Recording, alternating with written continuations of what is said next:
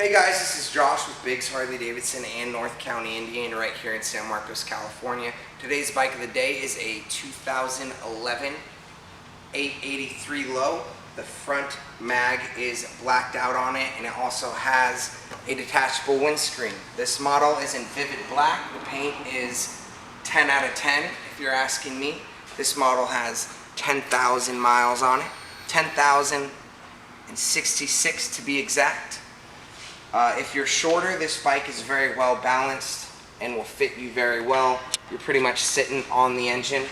Now let's talk about the exhaust. It has Vance & Hines short shocks, one of my favorite, and fire in the hole.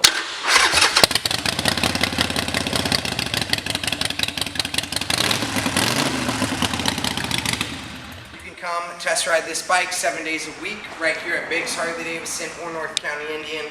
Please let us know if you're interested.